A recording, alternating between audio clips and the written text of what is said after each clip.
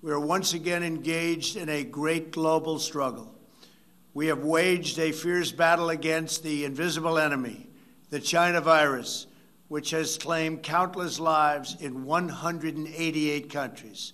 In the United States, we launched the most aggressive mobilization since the Second World War.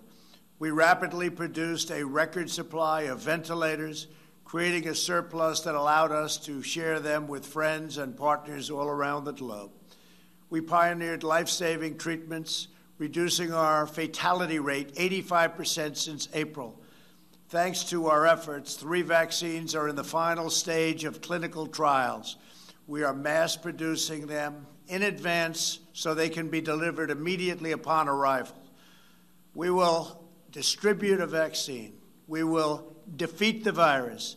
We will end the pandemic, and we will enter a new era of unprecedented prosperity, cooperation, and peace. As we pursue this bright future, we must hold accountable the nation which unleashed this plague onto the world, China. In the earliest days of the virus, China locked down travel domestically while allowing flights to leave China and infect the world. China condemned my travel ban on their country, even as they canceled domestic flights and locked citizens in their homes. The Chinese government and the World Health Organization, which is virtually controlled by China, falsely declared that there was no evidence of human-to-human transmission. Later, they falsely said people without symptoms would not spread the disease.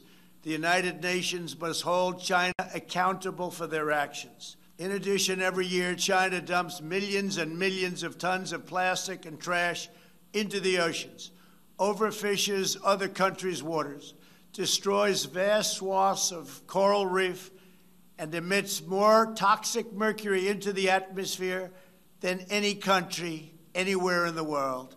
China's carbon emissions are nearly twice what the U.S. has, and it's rising fast. By contrast, after I withdrew from the one-sided Paris Climate Accord, last year America reduced its carbon emissions by more than any country in the agreement. Those who attack America's exceptional environmental record while ignoring China's rampant pollution are not interested in the environment. They only want to punish America, and I will not stand for it.